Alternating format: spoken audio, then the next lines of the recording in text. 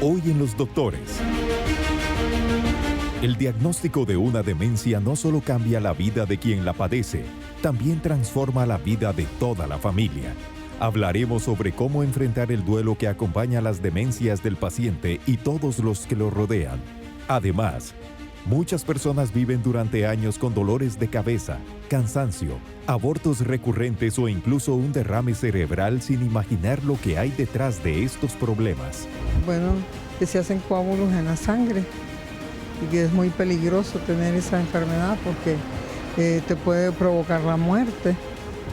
Se trata de un síndrome poco conocido y que vamos a descubrir para encontrar una atención adecuada a tiempo y evitar mayores riesgos. Acompáñenos en la cita médica de Hoy en Los Doctores, con Mariela Montero.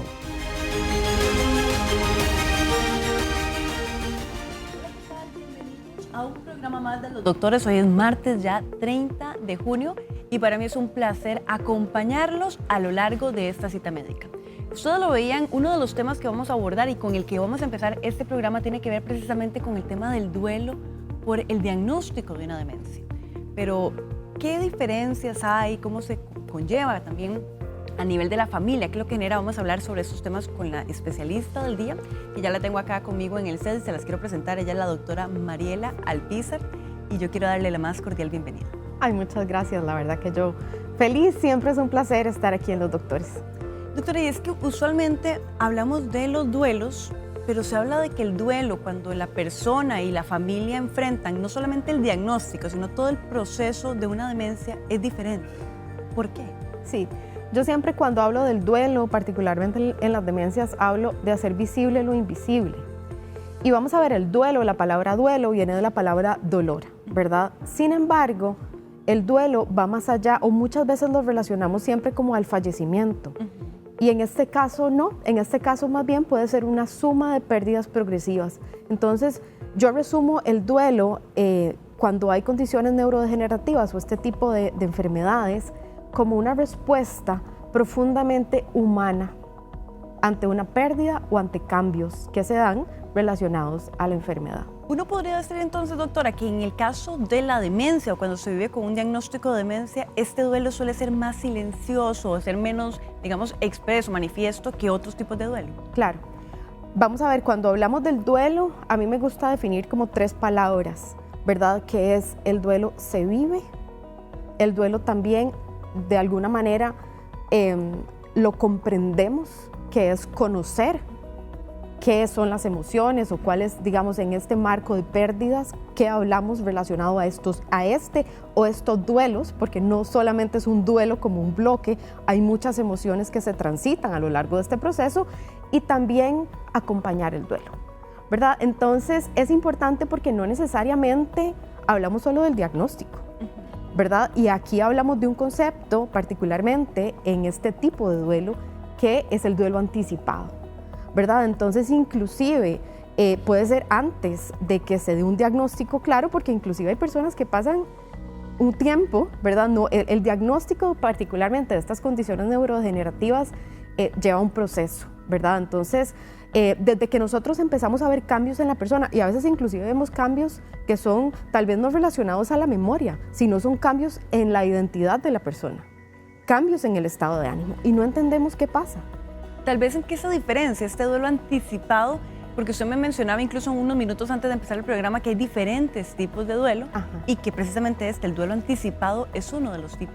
Exactamente, entonces decimos duelo anticipado porque se van viviendo tanto a nivel, y esto es súper importante, no solo la persona, o sea, aquí el duelo lo vive cada uno desde su lugar. Y eso es sumamente importante reconocerlo y respetarlo. ¿Por qué? Porque también cada uno de nosotros tiene un mundo, una historia, una identidad y una percepción de las cosas. Entonces yo, que he sido diagnosticada con esta condición o con esta enfermedad, de alguna manera lo vivo desde ese lugar. Pero mi esposo o mis hijos, incluso mis nietos, mis amigos, personas cercanas a mí, lo viven también desde su lugar. El duelo se vive desde el vínculo. Y eso es lo más importante en reconocer, por eso hablamos de que es una respuesta profundamente humana, porque desde ese vínculo es que nosotros empezamos a procesar o a transitar este duelo. ¿Y qué pasa? Que sí, se vive de manera anticipada, ¿por qué? Porque hay ciertas pérdidas a nivel funcional, a nivel emocional, a nivel físico, que se vienen dando no solo en el momento, sino que de cierta manera anticipamos, ¿verdad? ¿Por qué? Porque es una condición neurodegenerativa que va progresando. Entonces puede ser pérdidas a nivel de identidad, pérdidas inclusive funcionales de algo que a mí me encantaba hacer, que inclusive ha sido parte de mi vida, que ahora se me dificulta mucho hacerlo, pérdida laboral, porque tal vez tuve que renunciar a mi trabajo, entonces por eso hablamos de un duelo anticipado. Cuando usted menciona, doctora, algo muy interesante, porque uno usualmente se enfoca en la persona, es decir, la persona que está viviendo el diagnóstico, y la pregunta quizá es, ¿quiénes más transitan con esta persona este duelo? Y aquí lo más importante creo que es entender, y esto para mí es clave con respecto a estas condiciones, es entender que aquí hablamos de un sistema relacional. Entonces, las emociones muchas veces que yo estoy procesando, gestionando, transitando, y la forma en que yo lo hago va a impactar, tal vez de una forma indirecta, pero impacta a mi familia, impacta a la persona cuidadora y viceversa. Entonces muchas veces también, por eso lo digo, cada uno lo vive desde su lugar, y aquí lo importante es respetar eso. ¿Por qué? Porque no podemos forzar. Nosotros no podemos forzar de que si yo tal vez lo estoy viviendo como hija desde un lugar de ansiedad, porque tal vez tengo miedo o preocupación de lo que va a pasar con mi mamá, o que ya, ¿verdad? A veces uno de los principales miedos es relacionados a la memoria, ¿verdad? Es que ya no me reconozca. Pero si yo lo estoy viviendo desde ese lugar, muchas veces proyectamos esa ansiedad a la persona que también está procesando y gestionando en este momento sus emociones, los cambios, ¿verdad? Este proceso de también hay mucho lo que llamamos emociones que son ambivalentes, entonces en algún momento tenemos como mucho enojo y en otro momento es como ese amor profundo que tenemos hacia esta persona que cuidamos, y también a nivel de vínculo, ¿verdad? Hay cambios en el vínculo, hay un cambio relacional también. Y emocionalmente, ¿qué es lo que suele ocurrir con la familia o con las personas cuidadoras cercanas a la persona? Ok, vamos a hablar un poquito, y creo que aquí viene esta parte como de comprender, desde la parte como de más de conocimiento, ¿verdad? Ahora, el conocimiento es importante comprender y tener la base, porque estos modelos nos explican, sin embargo, volvemos a lo mismo, es una respuesta profundamente humana, o sea, no es un libro, ¿verdad? Entonces, esto puede variar, podemos estar en una de estas etapas y devolvernos, pueden haber emociones que... Entonces, el modelo, uno de los principales modelos de duelo, que es el de Elizabeth Kubler-Ross, ella habla sobre que hay 5 etapas. Entonces, la primera etapa, que es la etapa de negación, ¿verdad? Es una etapa que usualmente es una etapa de shock. Y esto es en cualquier tipo de duelo, nada más que lo estamos adaptando un poquito al duelo en esta condición. Y esa negación puede ser incluso muy sutil, porque tal vez la gente dice, no, yo no tengo negación porque yo ya acepté, pero tal vez hay comportamientos dentro que sí lo hacen estar en esa etapa de negación. Sí, y es parte de, o sea, lo importante es no ponerle una etiqueta, sino que esa etapa de negación es comprender por qué se da, y usualmente es una forma de protegerme ante una situación. Entonces, yo estoy recibiendo una noticia que tengo un deterioro cognitivo y que tengo tal vez a nivel de biomarcadores, me sale que tengo, digamos, una posibilidad de desarrollar una enfermedad de Alzheimer, y yo tal vez estoy en un momento de mi vida en el que yo tengo un plan y un proyecto de vida que no espero esta noticia. Entonces, de ahí viene la negación. Entonces, es como esa protección. Claro. Luego viene esta otra parte que donde ya se empiezan a gestionar esas emociones, que hablamos sobre todo de la ira, del enojo, de la frustración. Entonces me enojo conmigo porque está pasando esto, me enojo con Dios, me enojo hasta, ¿verdad? Hay personas que entran en ese modo sobrevivencia, entonces no quiero saber nada de nadie, pero es un enojo profundo, pero ese enojo viene de ese dolor, ¿verdad? Luego viene otra etapa que hablamos más como de negociación, que es esa etapa donde ya tal vez se pasa un poco el enojo y ya empezamos, yo le digo que esta es la etapa de y sí, muchas veces desde el cuidador y de la persona. Entonces es, y si hubiera ido antes al doctor, y si hubiera hecho esto, yo le dije a mi mamá que hace rato, y si hubiéramos, ¿verdad? Entonces es como esa, ¿por qué? Porque como seres humanos nosotros buscamos siempre darle una respuesta o comprenderlo desde el lugar de cada uno. Después viene una etapa de que le llamamos depresión, pero esa D para mí es como desesperanza, porque eso es lo que se siente. Entonces no es un trastorno depresivo mayor, ¿verdad? No estamos... Y esto es súper importante, el duelo no es patología, el duelo es una respuesta humana ante una situación de pérdida o cambio. Entonces, esta etapa es como una desesperanza y una tristeza profunda que es importante sentirla para poder gestionarla. Y de ahí llegamos a lo que es lo que se dice como la aceptación, ¿verdad? Pero la aceptación va más allá de aceptar, ¿verdad? Porque no es como, volvemos a lo mismo, no es que lo acepté y ya no, yo vivo con esta condición. Entonces, ¿qué viene cuando se da esa aceptación? Buscamos y vemos nuevas opciones de reorganizar y readaptar, tanto a nivel de dinámica familiar, como a nivel de actividades, como a nivel de proyecto de vida, ¿verdad? Por eso yo siempre digo que tanto la esperanza como el dolor son parte de este proceso. Doctor, y tal vez es importante, tanto el paciente como la familia o los cuidadores en torno a este paciente siempre viven un duelo en torno al diagnóstico de una demencia, o hay personas que pueden no transitar por este duelo. Digamos que de alguna manera se transita, ¿verdad? Como le digo, cada uno lo vive desde su vínculo y cada persona tiene una historia también y tiene una identidad. Entonces cada uno lo vive desde su lugar. Cuando decimos yo no pasé por ahí, ya ahí no hubo duelo, usualmente es porque tal vez no nos permitimos sentir o vivir parte de este proceso, porque es un proceso natural ante un cambio o una pérdida, ¿verdad? ¿Y por qué ocurre eso? Porque ocurre que tal vez muchas personas, muchos cuidadores niegan este duelo, tal vez no perciben o no se percatan del duelo. En algunos casos es porque no nos damos cuenta que es un duelo. Entonces, ¿verdad? Digamos, del lado del cuidador, muchas veces lo que sentimos es como, o tal vez estamos enojados y ya yo no sé qué más hacer, ya he llevado a mi mamá, le estoy diciendo que haga esto y no lo hace, le tenemos todas las opciones y aún así no quiere hacer nada, o más bien desde otro lugar como de decir, no, esto no es realidad, o sea, tal vez es parte de la edad, ¿verdad? Entonces buscamos de alguna manera como enmascarar esas emociones para no sentir o no transitar ese dolor, pero eso no lo hacemos de manera consciente. Ahí por eso hablamos de que muchas veces es un duelo latente, porque no reconocemos, no porque no queremos, sino porque realmente esa emoción en algunos casos es muy dolorosa, ¿verdad? Y por eso esos son como estos mecanismos de afrontamiento que tiene cada uno de nosotros. ¿Y por qué es importante entonces ser consciente de que estamos en esta fase de duelo? Vamos a ver desde varios puntos, desde la persona que está transitando este proceso, ¿verdad? Es importante sentir esa emoción, ese dolor o esa desesperanza realmente, pues a veces viene desde un lugar de, digamos, alteraciones o cambios a nivel funcional, entonces tal vez yo lo que ya amaba hacer no lo puedo hacer y eso me da mucha tristeza. Entonces, vamos a ver, el yo reconocer me permite tolerar estas emociones desde otro lugar para poder resignificar, para poder readaptar esto que me va, digamos, enfocado a transitar esta condición que va a tener muchos retos, ¿verdad?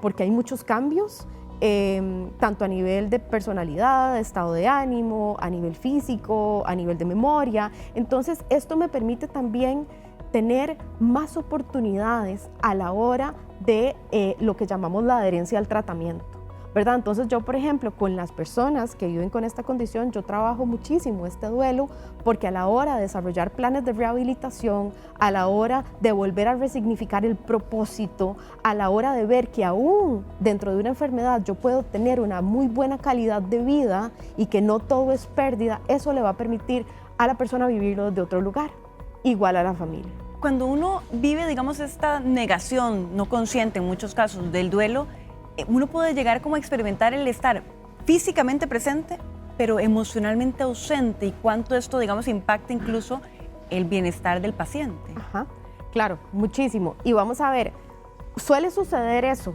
¿verdad? Y aquí acabas de decir algo que es súper, súper clave.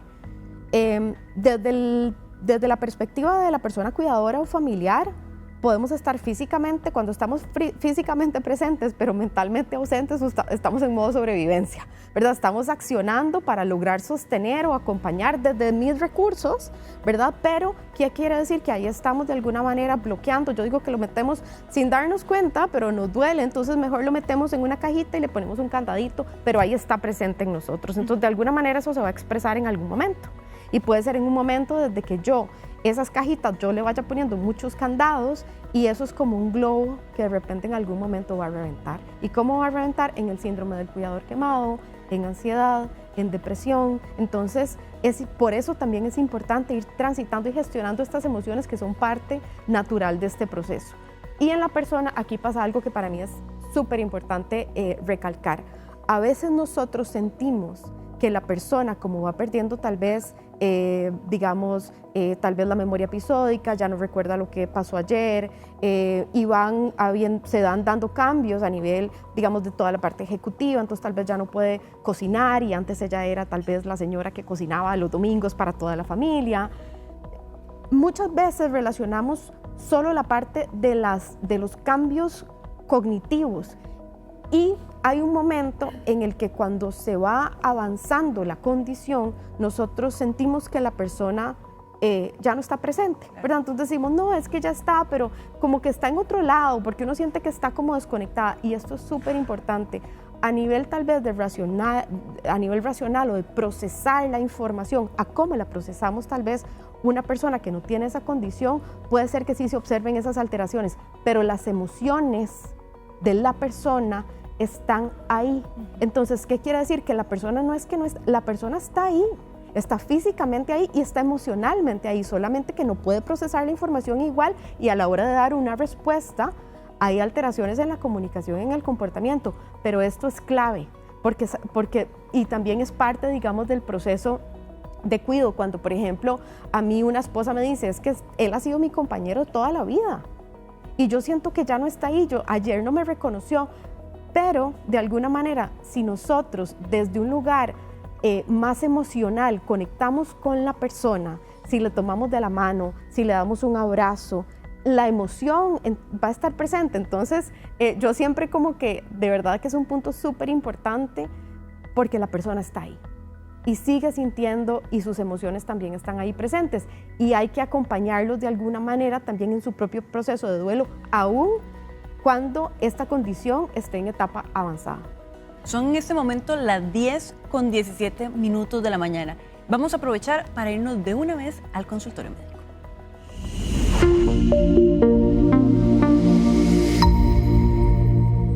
Estamos acá conversando sobre el duelo en la demencia. Quiero invitarlos desde ya a que nos haga llegar las consultas. También recuerda que tenemos la línea telefónica para que nos pueda llamar. Y yo, doctora, voy a empezar a atender algunas de las preguntas que ya nos están llegando a través de la plataforma. Dice acá una persona que nos escribe en el WhatsApp. Buenos días, hace 2 años viví el primer duelo cuando empecé a perder a mi abuelita. Vi que ya no era la que yo conocía, una señora independiente, fuerte, a la que se le fue transformando esta condición, y después la vi partir. Ahora lo estoy pasando con mi mamá nuevamente, porque veo cómo cambia esta mujer fuerte y valiente a una persona totalmente dependiente de mí. Hay mucha culpa, soledad y mucho dolor. Estoy llevando este duelo con mi hija adolescente. ¿Cómo le puedo ayudar a ella a pasar en lo que en su caso sería este primer duelo? Sí, bueno, creo que volvemos a lo mismo. Muchas veces no es solo un duelo, ¿verdad? Y de alguna manera a veces cuidamos a mi abuelita, y yo lo viví con mi abuelita y ahora lo estoy viviendo con mi mamá. Entonces, creo que de alguna manera volvemos a lo mismo. Es permitir escuchar, sentir. A veces, digamos, con mi hija adolescente, ella dice probablemente cómo la protejo para que ella no sienta este dolor. Pero es importante, el dolor es parte del proceso de vida. Entonces es importante para nosotros también acompañar en el dolor, sin miedo a sentir ese dolor. Ahí viene lo complejo más bien de la situación, cuando tratamos de tapar emociones que están presentes en el momento. Entonces es escuchar, es acompañar, a veces ni siquiera, y no tenemos las respuestas, y no tenemos, ¿verdad? Y cuando no tenemos una respuesta es importante preguntar, por eso esta parte también de conocer para poder acompañar. Entonces creo que ese sería, digamos, escuchar, acompañar, validar, porque muchas veces nosotros mismos nos invalidamos lo que sentimos. Entonces, desde validar esa emoción, desde es natural sentirme así, ¿verdad? Y aquí, sobre todo en esta etapa del y sí, es donde viene la culpa, donde viene el enojo, donde viene... Y vamos a ver, esta culpa también viene de la mano de muchas creencias, y ahí es donde también es importante ver desde qué lugar nosotros estamos cuidando, ¿verdad? A mí me decía un día de estos una paciente que, ¿verdad? Llegó el momento que tuvo que tomar la decisión de institucionalizar a su mamá, pero en una etapa muy avanzada, y la cuidó por muchos años, y ella lloraba y me decía, es que yo no aguanto este dolor y me siento demasiado culpable porque yo quería cuidarla hasta el último momento. Y ese dolor se valida y se siente, pero por otro lado también yo le decía, pero vea todo lo que usted hizo a lo largo de estos años en acompañarla, ¿verdad? Entonces cada vez que usted pueda ir y ojalá que esté presente, porque el que estén institucionalizados no quiere decir que estén en abandono, porque el vínculo está ahí y si yo estoy presente, ahí va a estar el vínculo. Desde ese lugar usted también puede estar los ratos que esté con su mamá acompañándola, atendiéndola, y eso también es cuidar desde otro lugar, ¿verdad? Entonces también es entender cuál es mi necesidad, reconocerla y atenderla. Tenemos una llamada telefónica. Doña Carol, ¿qué tal? Muy buenos días. Bienvenida a Los Doctores. Buenos días. Aquí tiene a la especialista escuchando su consulta. Ok, yo soy cuidadora de adultos mayores y la mayoría de mis pacientes tienen demencia. Bueno, uno tiene demencia vascular mixta, otro demencia y otro Alzheimer. Pero resulta que, por ejemplo, en el caso de los hijos, yo lo comento porque quisiera hacer como esa consulta. O sea, a nosotros nos enseñaron el que existe el síndrome del cuidador también, de que tenemos que cuidarnos porque no es sana. Pero los familiares se sienten muchas veces mal porque ellos creen que, y no sé si suena correcto, que ellos creen que el a veces llegar al límite de mandarlos a una residencia sería algo malo. Me imagino que la consulta, doña Carol, es como en qué momento, cómo se valora esa decisión. Por ejemplo, exactamente, porque por ejemplo tengo una que ella sí, por ejemplo, no se pone violenta, pero sí como que a veces se pone un poquito mal, como que necesita de la persona con la que empezó, pero fue su hija, pero la hija ya necesita tener, se estaba enfermando. Entonces, y el otro ya no recuerda nada. Hay otros que tenemos que sedarlos un poquito más. Entonces, mi consulta es esa, o sea, ¿en qué momento tiene uno que llegar a ese límite? Muchísimas gracias y aquí vamos a atenderla con la especialista. Sí, vamos a ver, es importante, hablando del síndrome del cuidador quemado, el autocuidado, o cuando hablamos de este sistema relacional tan importante, es la persona que vive con la condición como es el cuidador y la familia.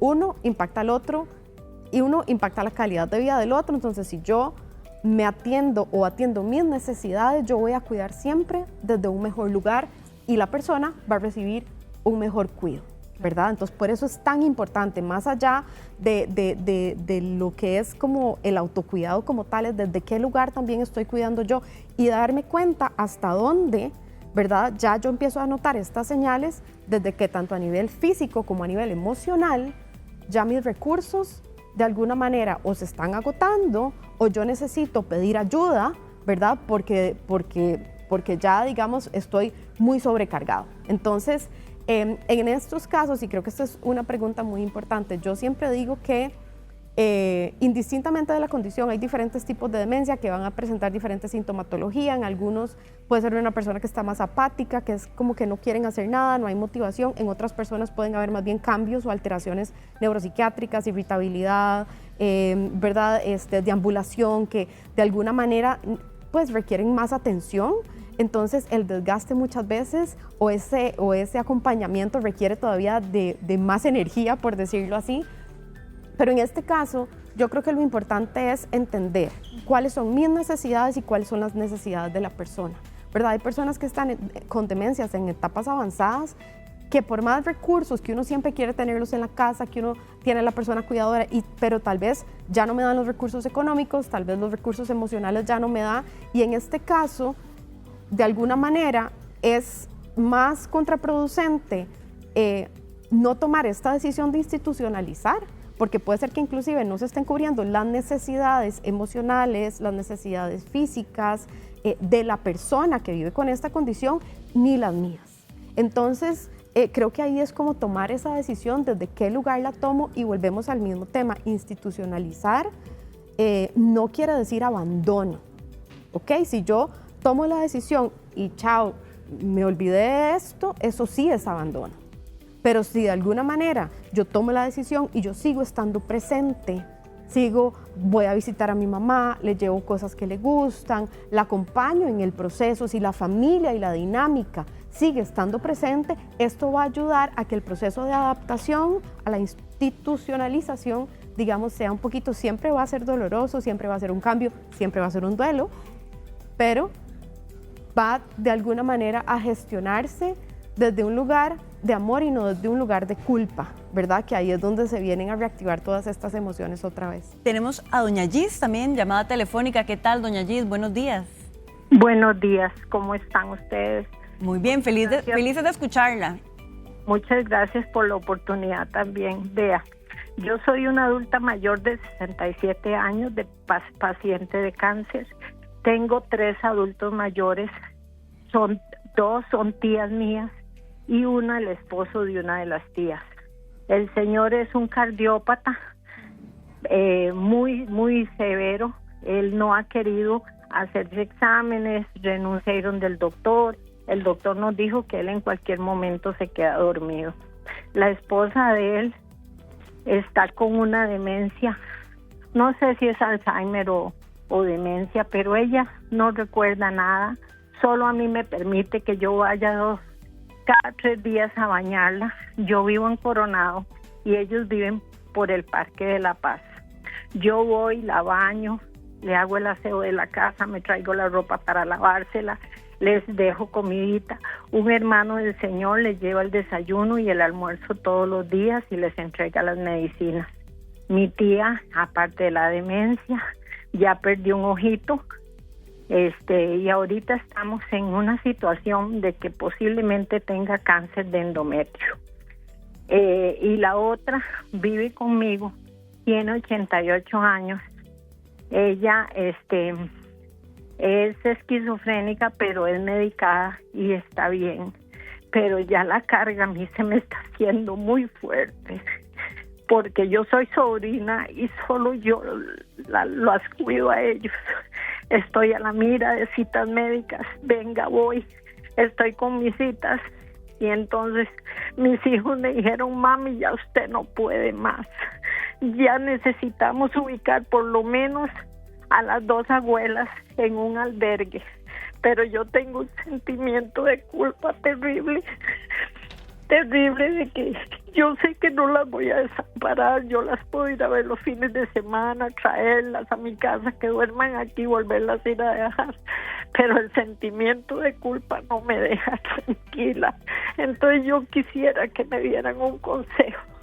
Doña Gis, un abrazo. Primero que todo, un abrazo allá donde está usted, y aquí la doctora va a tratar de ayudarle con este proceso que está llevando.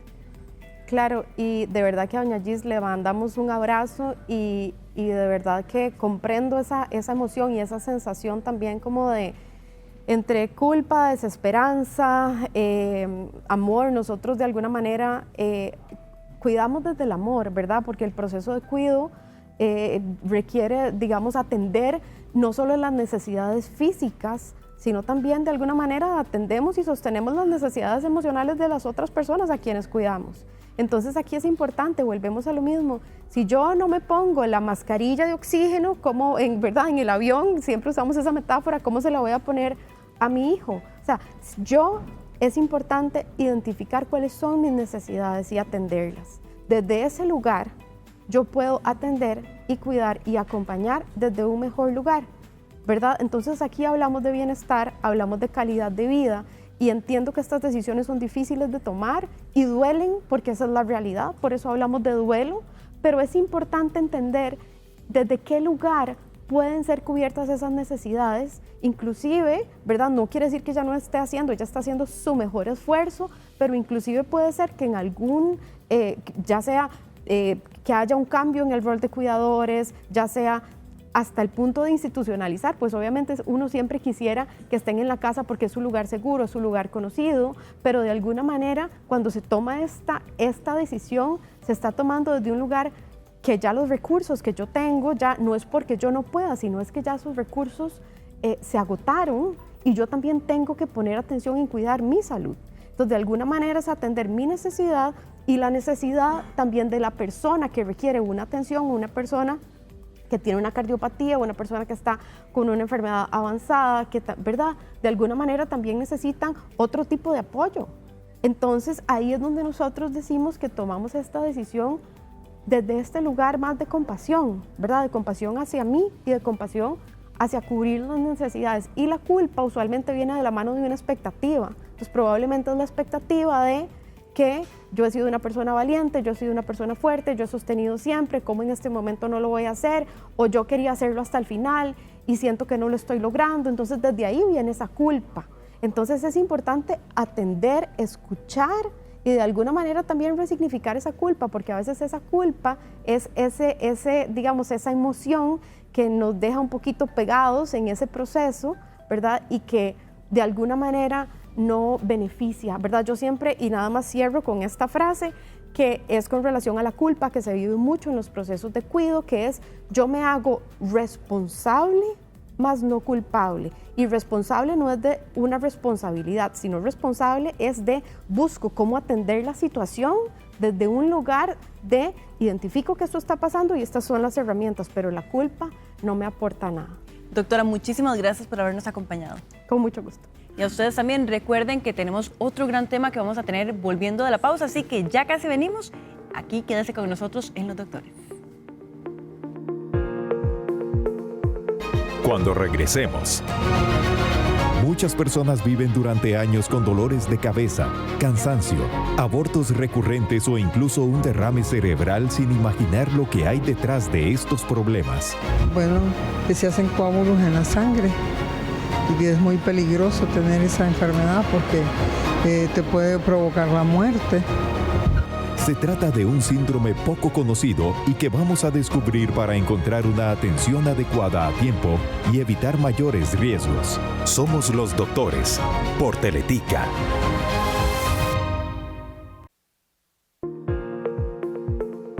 Gracias por continuar acá con nosotros en Los Doctores. Ahora vamos a hablar de un tema poco conocido, pero que puede ser letal si usted no le presta atención. Así que nuestra intención no es asustarlo, sino simplemente presentarle este tema para que usted lo tenga en cuenta y pueda detectar algunas de las señales tempranas que podrían acompañar a esta enfermedad. Estamos hablando de un síndrome que es autoinmune, que está vinculado sobre todo con la generación de coágulos en el cuerpo y que pueden hacer que pasen desapercibidos. Estamos hablando del síndrome antifosfolípido.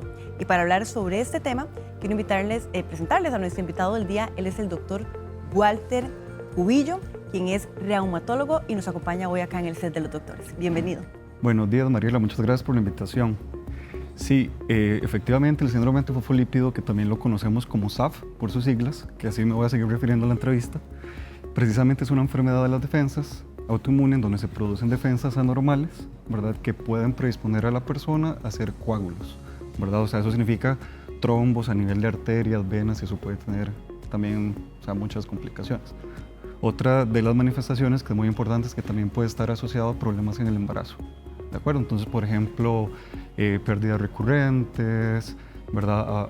Lo que son todo abortos, óbitos, que son pérdidas tardías en el embarazo, también problemas de prematuridad, ¿verdad? En general, problemas de infertilidad, problemas de lo que se llama preeclampsia, que es el aumento de la presión al final del embarazo, o sea, puede tener otras manifestaciones también. Doctor, cuando uno habla tal vez de una enfermedad autoinmune como esta, para que las personas lo vayan entendiendo, ¿qué significa el término de decir, bueno, es una enfermedad autoinmune? Exacto.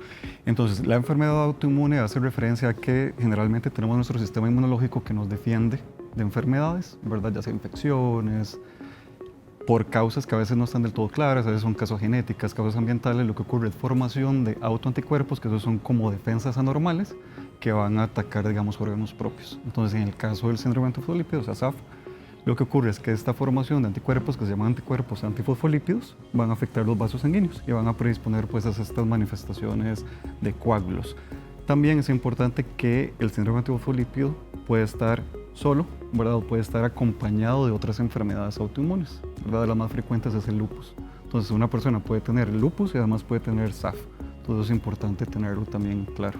¿Cuáles son tal vez las condiciones que una persona, o que más bien hacen más propensas a una persona a padecer el SAF, y qué tan común es? Ok, eso es importante porque si bien es cierto, no es tan común, por decirlo así, en relación con otras condiciones, sí es importante tenerlo claro porque puede tener complicaciones bastante severas, y sí sospecharlo. Entonces, ¿cuál es la persona en la que yo podría pensar que puede tener síndrome antifosfolípido? Pues precisamente es más frecuente en mujeres, ¿verdad? Que siempre, eso lo explico, que sea más frecuente en mujeres no significa que no lo podamos tener en hombres, pero sí es más frecuente en mujeres, y aquí la clave es que son mujeres jóvenes, ¿ok? Entonces, mujeres, sobre todo menores de 50, 40 años que han tenido una trombosis, es importante investigar ¿verdad?, que no sea asociado al síndrome antifosfolípido. Por ejemplo, a veces tenemos factores predisponentes a trombosis, ¿verdad?, a coágulos. Por ejemplo, que si tuve una cirugía, ¿verdad?, que me mantuvo encamado bastante tiempo, ¿verdad?, la utilización de anticonceptivos orales, por ejemplo. También, por ejemplo, el fumar, colesterol alto, diabetes, hipertensión, o sea, esos son como factores de riesgo tradicionales de trombosis, ¿de acuerdo? Si una mujer joven presenta una trombosis y no tiene estos factores de riesgo tradicionales, entonces, ¿por qué hizo una trombosis? ¿Por qué hizo una trombosis en una pierna? ¿Por qué hizo una embolia pulmonar? ¿Por qué hizo un infarto, ya sea cardíaco o a nivel cerebral? Entonces, ahí es cuando precisamente tenemos que sospechar de que podría ser síndrome antifosfolípido. Y lo otro es ya las manifestaciones obstétricas, o sea, en el embarazo. Entonces, ¿por qué? Tengo pérdidas recurrentes, sobre todo después de la semana 10 de gestación, porque tuve preeclampsia, porque tengo predisposición a tener prematuridad, porque hay problemas en la placenta, ¿verdad? Entonces hay algunas cosas que nos hacen, ¿verdad? Doctor, siempre estos signos, porque obviamente son manifestaciones más evidentes, una trombosis, el tener una pérdida, obviamente son como manifestaciones más evidentes, pero hay señales tempranas que yo podría ir como anotando, diciendo, mira, yo tal vez esta es un check, esta es un check, que podrían también advertirme de que yo soy propensa a tener ese signo. Sí, de hecho, esas son como las manifestaciones que llamamos como más clásicas, ¿verdad? Pero hay otras manifestaciones que también pueden ser frecuentes en el SAF, que es, por ejemplo, problemas en la piel. Hay una manifestación que se llama livedo reticularis, que es como una coloración marmoleada, por decirlo así, de la piel. Entonces, ¿cómo se va a ver? Literalmente como una reticulación a nivel de la piel, y es más frecuente en los miembros, las piernas, en los miembros inferiores. Entonces, si yo veo en mis piernas que veo como esa reticulación, literalmente se ve como una red de vasos sanguíneos, eso podría ser un indicador. Entonces, vea que eso es algo también como más visible, y eso podría inclusive, digamos, estar antes de una complicación ya más severa. Si le entiendo bien, doctora, como que yo pueda ver percatar en vasitos sanguíneos más visiblemente. Exacto, como que todas tus piernas se vean llenas de vasos sanguíneos. Eso es una señal. Exacto, eso se llama livedo reticularis porque se ve como una red de vasos sanguíneos, como si pusieras una malla sobre las piernas. Yo casi que pudiera verme todo el sistema si no tuviera la piel encima. Exactamente. Y eso en algunas personas es evidente, en otras es como menos evidente, ¿verdad? Más leve, pero sí es importante. Y lo otro es que a veces hay otras manifestaciones, como por ejemplo a nivel de plaquetas, ¿verdad? Esta condición más bien puede bajar las plaquetas. Entonces, muchas veces hay personas que tienen plaquetas bajas y también no hay como una causa tan clara. Esta podría ser otra manifestación. Entonces, me hago un examen de sangre, que raro, me salen bajas las plaquetas. Yo además me veo que tengo como bastante marcadas las venitas, mejor voy a hacer una vas a consultar. Sos una mujer joven que tiene esos síntomas, ¿por qué? No hay una explicación, entonces mejor, ¿verdad?, consultar. ¿Y cuál es la consulta? O sea, ¿qué tipo de exámenes yo podría aplicarme si tengo esas señales tempranas? Exacto, es muy importante porque, número uno, toda la parte de las manifestaciones clínicas. Como te digo, puede ser que sean esas manifestaciones que pueden ser como más sutiles, pero en otras pacientes pues ya hay manifestaciones más complicadas. Por ejemplo, como te digo, derrames cerebrales, hay personas que pueden tener derrames cerebrales asociados a eso, embolia pulmonar, ¿verdad? Ya trombosis en las piernas. Entonces, si hay alguno de esos síntomas, pues definitivamente hay que estudiar, ¿verdad? ¿Y cómo lo estudiamos? Número uno, hay que hacer análisis, digamos, más generales, como por ejemplo para ver si lo que estamos hablando de las plaquetas, hay algún problema en la hemoglobina, también anemia, ¿verdad?, que también puede generarse, hay problemas en las plaquetas. Eso, digamos, de forma más, digamos, general, y ya luego tenemos que enviar, si ya tenemos una sospecha clara, ya lo que son los anticuerpos antifosfolípidos, que son autoanticuerpos, o sea, ya son exámenes de sangre específicos que pueden estar altos en la persona. Los más conocidos son unos que se llaman anticardiolpinas, otros que se llaman antibeta-glicoproteína 1 y anticoagulante lúpico. Son nombres muy extraños, pero ahí se los menciono, pero sí es importante, digamos, tenerlos en mente. Y otra cosa que quería mencionar, que es muy importante, es que una de las señales es que a veces la persona puede tener un examen de sífilis, que se llama, sífilis es una enfermedad de transmisión sexual, que se llama VDRL, y puede tenerlo falsamente positivo. ¿Eso qué significa? Que yo hoy me hago un examen de sífilis y lo tengo positivo, y me asusto, uy, mira, ¿será que es asociado precisamente a una enfermedad de transmisión sexual?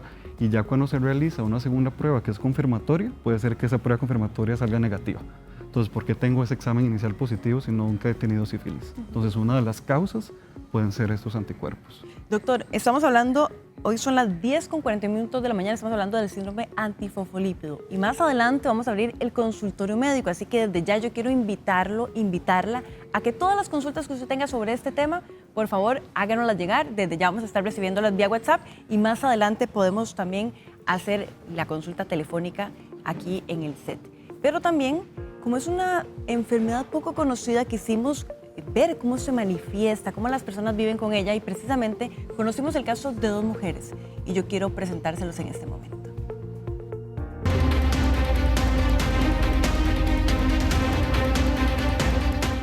Conversamos con 2 mujeres sobre el síndrome antifosfolípido, una condición que suele pasar desapercibida para muchas personas. Jamás en la vida. No. Luego de comentarles brevemente en qué consiste este padecimiento, quisimos conocer si habían escuchado algo similar o si les resultaba familiar. Bueno, que se hacen coágulos en la sangre y que es muy peligroso tener esa enfermedad porque te puede provocar la muerte. Que se puede dar, por ejemplo, en las piernas, que es lo más común, que hay que hacer movimiento, no se puede estar sentadito horas y horas, sino que hay que estar en movimiento. Finalmente, les consultamos si consideran que se habla lo suficiente sobre las enfermedades autoinmunes y el impacto que pueden tener en la salud. No siento que hablen suficiente, desconocemos muchas cosas. Verdaderamente no he oído escuchar, sino que hay que leer uno, ¿verdad? Y informarse sobre el tema cuando uno lo padece. Bueno, ya escuchábamos estos 2 testimonios y muy importante lo que ellas decían, doctor, se habla poco y quizá hasta que ya se dé una manifestación, digamos, más grave, más severa, es que empezamos a prestar atención. ¿Por qué? Tal vez usted decía que está vinculado en el embarazo a las pérdidas. ¿Qué es lo que genera esta enfermedad que puede estar vinculado con las pérdidas constantes durante el embarazo? Sí, de hecho, estos anticuerpos también pueden afectar toda la parte de la circulación fetal, toda la parte placentaria. Entonces pueden generar microcoágulos, por decirlo así, que pueden obstruir la circulación de la placenta que llega al bebé. Todo eso puede estar asociado. Eso, hay otros mecanismos aún más complejos, pero esos son como de los que se han propuesto. Entonces es por eso que puede llevar a las pérdidas gestacionales recurrentes o a preeclampsia, que fue lo que también mencioné, o inclusive a partos prematuros. ¿Y qué es lo que pasa en el cuerpo que se generan estos coágulos, que finalmente son los que están tal vez más vinculados con la manifestación de la enfermedad? Exacto, esos anticuerpos lo que hacen es precisamente interactuar con ciertas células a nivel de los vasos sanguíneos. Hay unas que se llaman células endoteliales, por ejemplo, también pueden interactuar con las mismas plaquetas y eso lo que va a generar eventualmente es la producción del coágulo, o sea, del trompo adentro de la vena, adentro de la arteria, y eso es lo que eventualmente va a generar la manifestación que puede ser severa, como estábamos hablando, inclusive a nivel cerebral, a nivel pulmonar. Y tal vez la pregunta es, ¿esto ocurre súbitamente? Porque tal vez yo soy una mujer sana, no tengo ningún síntoma y de pronto tengo esta manifestación. Exactamente. ¿O esto ocurre por algo que yo cambié a lo largo de mis hábitos? ¿O porque es que tal vez se detona la enfermedad? Ok, y eso es muy importante porque de hecho eso sí se ha estudiado de qué es lo que va a detonarme la enfermedad. Entonces puede ser que yo tenga la predisposición, ¿verdad? Pero en muchos años no lo manifieste. Entonces puede ser que, por ejemplo, tuve inclusive una cirugía, ¿verdad? Que me tuve encamada, tuve un viaje muy largo, ¿verdad? Más de 5 o 10 horas, ¿verdad? Eso también me tuvo como inmovilizado. También, por ejemplo, tuve alguna infección muy fuerte, tuve algún internamiento, no sé, en unidad de cuidados intensivos. O sea, hay cosas que sí se han descrito que pueden ser también detonantes, ¿verdad? La utilización de anticonceptivos orales también, que ahora lo mencioné, ¿verdad? Es importante que estas personas, que de una vez lo digo antes de que se pase por desapercibido, una persona con SAF no puede utilizar estrógenos, por ejemplo. O sea, eso está totalmente contraindicado, entonces es algo como importante. Y a veces pasa eso, puede ser que una mujer joven no sabe obviamente que está predispuesta a la condición, tiene 20 años, 25 años, de repente tiene una trombosis en la pierna y no hay una causa clara, entonces hay que estudiar, ¿verdad? Es un abordaje bastante amplio que hay que hacer porque hay muchas causas también, ¿verdad? Pero una de esas que hay que considerar definitivamente es SAF. ¿Esta enfermedad se cura o yo vivo con esta enfermedad el resto de mi vida? Esa pregunta es sumamente importante porque la mayoría de enfermedades autoinmunes son enfermedades crónicas. Eso significa que así como la hipertensión, diabetes, que si yo me tomo mi tratamiento, prevengo complicaciones, así son las enfermedades autoinmunes. Y en el caso del síndrome antifosfolípido es así. Uno de los tratamientos más importantes es precisamente la anticoagulación. Entonces, si yo ya tuve una complicación, una trombosis, yo debo tomar un anticoagulante, que lo que va a hacer es prevenir la recurrencia de otra trombosis. Entonces, es importante también dejar claro que no es cualquier anticoagulante. Hay ahorita anticoagulantes que son muy buenos para algunas indicaciones, por ejemplo, arritmias cardíacas, etcétera, pero no necesariamente tienen una indicación para el síndrome antifosfolípido. Entonces, de ahí la importancia, ¿verdad?, de la valoración, de aclarar la causa de la trombosis. A veces pasa que la persona tiene una trombosis y se le da una anticoagulación durante 3 a 6 meses, por ejemplo, y listo, ¿verdad? Y tal vez no quedó tan clara cuál fue la causa. En el síndrome antifosfolípido, si yo tengo una trombosis, yo necesito una anticoagulación de por vida. O sea, una anticoagulación crónica. Entonces, ve la importancia de, ¿me anticoagulo 3 a 6 meses o me anticoagulo de por vida? O sea, es muy importante hacer la distinción, ¿verdad? ¿Cuáles son tal vez los cuidados que una persona que tiene esta condición tiene que tener en su vida cotidiana? Exacto. Número 1, pues, tomarse el anticoagulante, ¿verdad? Porque a veces la persona se asusta, uy, me va a dar algo que siempre dice, me va a arralar la sangre, lo que siempre dicen los pacientes. Le da miedo porque si me corto algo, si me entonces corto va a sangrar, no necesariamente. De hecho, el control muy estricto también se hace en algo que se llama clínica de anticoagulados, generalmente, que es un lugar en donde te van a monitorizar si estás bien o no, ¿verdad?, anticoagulado. Entonces eso precisamente lo monitorizamos con ciertas pruebas, ¿de acuerdo? Entonces eso es lo más importante. Hay cuestiones en la alimentación. La persona que está anticoagulada con uno de los anticoagulantes que de hecho utilizamos es warfarina, ¿verdad? Esta warfarina, por ejemplo, puede tener interacción con diferentes medicamentos, puede tener interacción con alimentos, entonces hay que tener una dieta específica, ¿verdad?, la persona que toma este anticoagulante. Otra de las cosas es hacer ejercicio, ¿verdad?, controlar factores de riesgo cardiovascular tradicionales, como por ejemplo ya definitivamente no fumar, si fumabas antes, la parte de no utilizar estrógenos, que ya hablamos que no solo son para planificar, también tienen otras indicaciones, la parte de la hipertensión, diabetes, colesterol alto, ya todos esos factores de riesgo, digamos, tradicionales que también hay que, digamos, mejorar. Son las 10:48 de la mañana. Vamos a hacer una breve pausa, pero no se vaya porque cuando regresemos vamos a abrir nuestro consultorio médico. Ya casi venimos.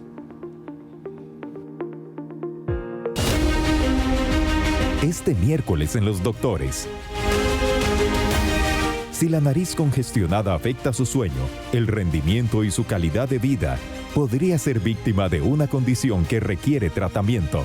Y en Calle 7 Informativo, entre la gasolina super y la regular, hay una de ellas que es la más utilizada por los ticos. Conozca cuál es la diferencia y descubra si está utilizando la correcta. Los esperamos a las 10:11 de la mañana por Teletica.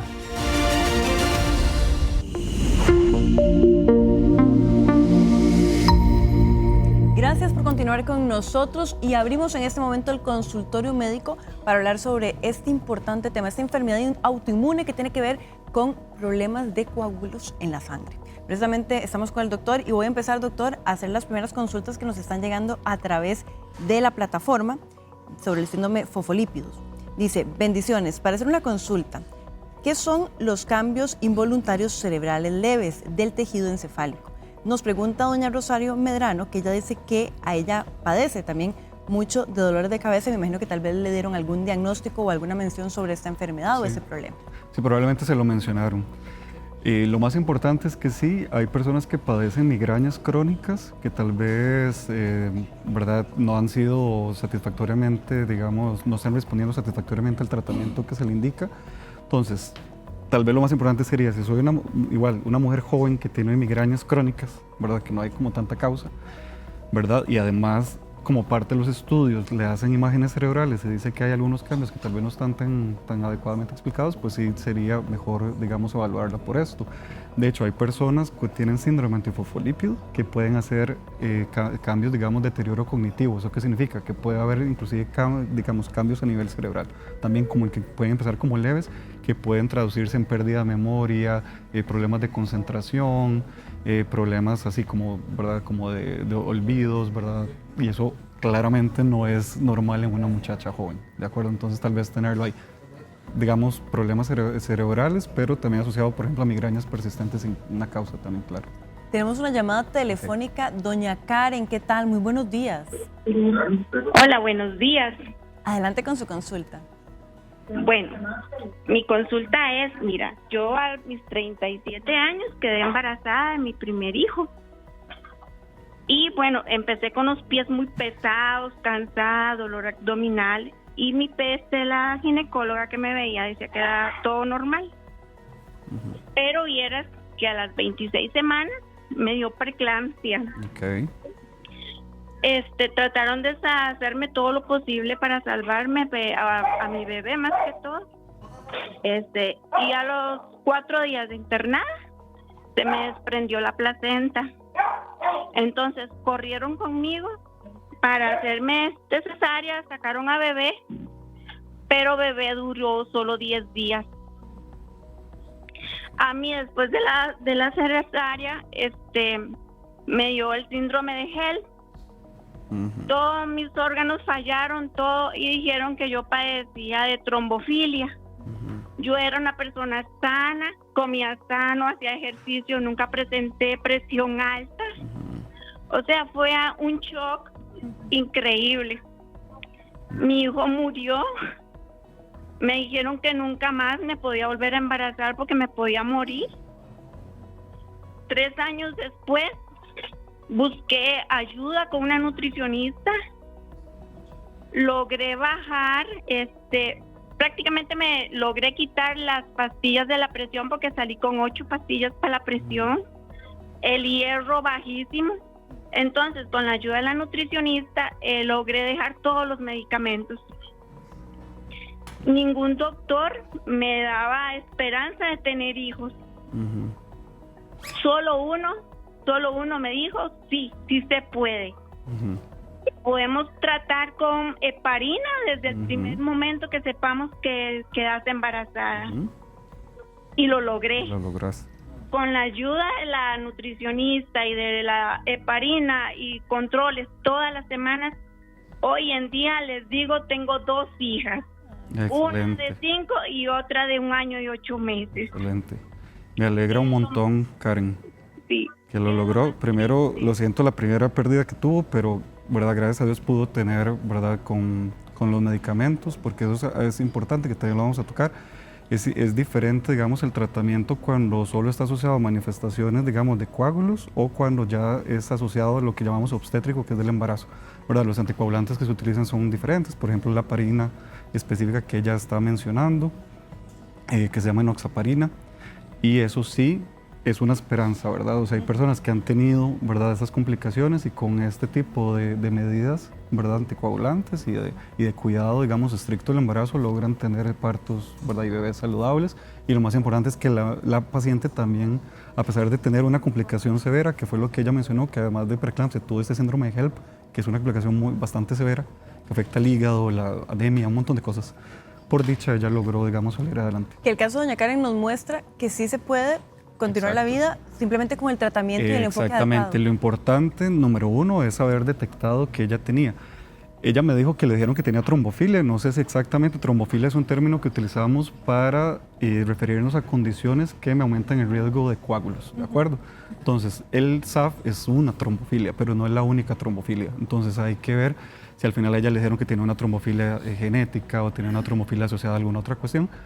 Pero si le dijeron específicamente que era SAF, ¿verdad? Es importante porque se le brindó tratamiento y vean que ella pudo precisamente mejorar toda esta condición, inclusive a nivel de ella como tal y a nivel de su, digamos, pronóstico obstétrico. Acá tenemos otra consulta, dice que tiene 77 años, es una adulta mayor de Desamparado, dice que está muy preocupada porque ve circulación en las piernas muy dañada, dice ella. Okay. Se me inflaman mucho y me duele. Me da miedo enfrentar una trombosis. Aclaro, soy anticoagulada con warfarina. Ok. Eso es importante. Siempre tenemos que tener como los signos de alarma de qué me puede indicar a mí que estoy haciendo una trombosis. Entonces, de lo más frecuente es, por ejemplo, los sitios más frecuentes son las piernas. Entonces, si yo tengo, por ejemplo, una pierna más gruesa que la otra, que me duele mucho, sobre todo la parte de la pantorrilla, si tengo algunas venas ya demasiado marcadas, me duele mucho, hasta se me puede poner rojo, entonces es importante consultar porque eso puede ser indicador de una trombosis en la pierna. Otra de los signos de alarma podría ser, por ejemplo, falta de aire, dolor de pecho, ¿verdad? Que se baje la saturación de la sangre. Eso puede ser un indicador de una embolia pulmonar. Si yo ya tengo problemas en la fuerza, en la visión, desviación de la cara, ¿verdad? Eso puede ser una trombosis cerebral, que es lo que la gente llama un derrame. Entonces, vean que los sitios son muy, muy diversos, también a nivel cardíaco. Si yo tengo dolor de pecho, se me va el dolor al brazo izquierdo, sudo, ¿verdad? Entonces, eso puede ser un infarto, ¿verdad? En ella, si es una adulta mayor, ¿verdad?, que tiene esto, pues no necesariamente puede ser una trombosis. Si es, digamos, de una sola pierna, es importante ponerle atención. No significa que no pueda ser bilateral, pero igual más frecuente de una sola pierna. Otra de las causas puede ser insuficiencia venosa, que es algo, digamos, como más, digamos, un poco más leve en ese sentido. Una trombosis superficial también. Y lo otro es que ella ya está anticoagulada, pero no sé la indicación, probablemente la causa más frecuente de ella probablemente es una arritmia del corazón, pero ya al menos tiene cierta protección para eso, siempre y cuando esté bien anticoagulada, porque tomarse la warfarina no significa que estés bien anticoagulada. Por eso es importante tener ese control, ¿verdad? Hay gente que toma la warfarina y no necesariamente sigue mal anticoagulada porque no lleva una monitorización adecuada. Hay que ajustar la dosis cada mes, cada 3 meses, dependiendo, ¿verdad? Y entonces eso es muy importante. Lo más importante para ella es cerciorarse que esté bien anticoagulada. Doctor, muchísimas gracias por haber estado con nosotros. Muchas gracias por la invitación, Mariela. Y también gracias a ustedes por habernos acompañado. Recuerde, hoy llegamos al final de la cita médica, pero su cita médica es de lunes a viernes a partir de las 10 de la mañana. Mañana lo esperamos con muchísimo más y hoy lo dejamos muy bien acompañado. Programación regular con Calle 7 Informativa.